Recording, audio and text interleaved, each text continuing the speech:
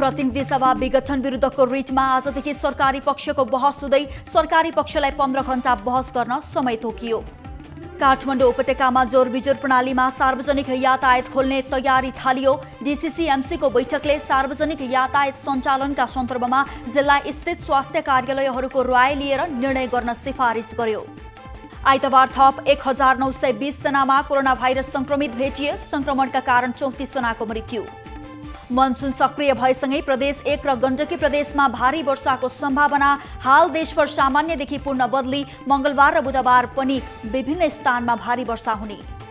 स्वतन्त्र सांसदको हैसियत माग गरेर बेदुराम भुषालले पार्टी र आन्दोलनमाथि गद्दारी गरेको नेकपा एमाले राष्ट्रिय सभा प्रमुख सचेतक खिमलाल भट्टराईको दावी। पार्टी परित्यागपछि उनी स्वतन्त्र हुन सक्ने भए पनि संसद भइरहन सम्भव नहुने भट्टराईको भनाई।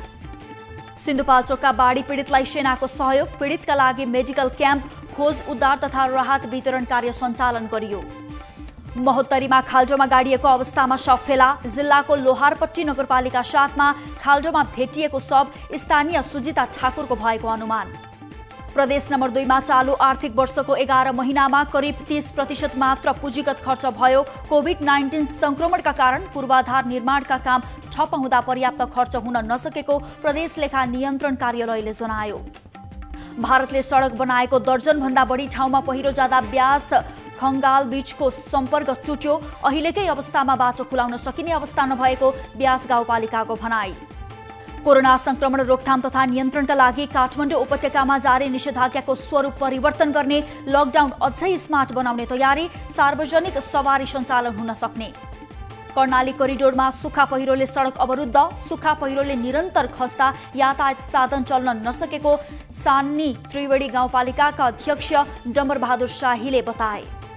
कैलालीमा मोटरसाइकल दुर्घटना हुँदा 1 जनाको मृत्यु। धनगढी उपमहानगरपालिकाका 17 धुनर्जा शिविरका 28 वर्षीय मोटरसाइकल चालक सीताराम चौधरीको आइतबार मृत्यु भएको प्रहरीले जनायो। बागलुङको गलकोट नगरपालिकाका 1 वृद्ध घाँस काट्न जाने क्रममा बेपत्ता। गलकोट 6 कायसका 70 वर्षीय क्षेत्रबहादुर बुढा थोकीको यही असार 10 गतेदेखि सम्पर्कविहीन। बारामा प्रहरीले 15 किलो गाँजासहित 1 जनालाई आइतबार अपराह्न पक्राउ पर्नेमा पर्सा मखान मैनपुरका गाउँपालिका 1 का 36 वर्षीय राज मोहम्मद मिया हजाम। 4 वटा गैडा मारेको आरोप लागेका राजमान थापा मगरलाई पठाइयो कारागार। 30 वर्षीय मगरलाई आइतबार पूर्वपक्षका लागि जेल चलान गरियो। नेदरल्यान्ड्सलाई 2-0 गोलले हराउँदै चेक रिपब्लिक युरो कप फुटबलको क्वार्टर फाइनलमा प्रवेश। पोर्चुगललाई हराउँदै बेल्जियम पनि क्वार्टर फाइनलमा। युरो कप फुटबलमा आज पनि 2 खेल हुँदै। युरो कपको नकआउट चरण अन्तर्गत पहिलो खेलमा स्पेन र क्रोएसिया तथा दोस्रो खेलमा फ्रान्स र स्विजरल्यान्ड बीच प्रतिस्पर्धा हुने।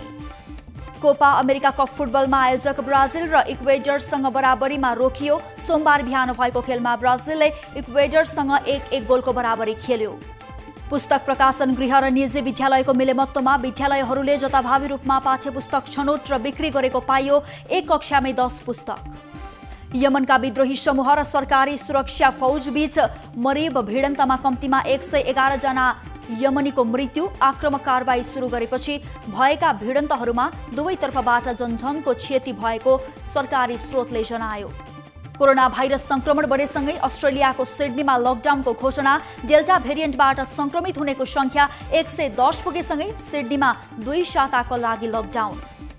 चीनिया सरकारी सञ्चार माध्यमले ताइवानसँगको कुनै पनि सैन्य विवादमा संलग्न भएमा लामो दूरीको ब्यालिस्टिक मिसाइल प्रहार गर्ने हस्तक्षेप नगर्न अस्ट्रेलियालाई चीनको चेतावनी। भारतको जम्मू विमानस्थलमा 2 शक्तिशाली विस्फोट। आतंकवादी आक्रमण भएको दावी। र भारतमा थप 46,000 मा कोरोना भाइरसको संक्रमण पुष्टि। 981 संक्रमितको मृत्यु।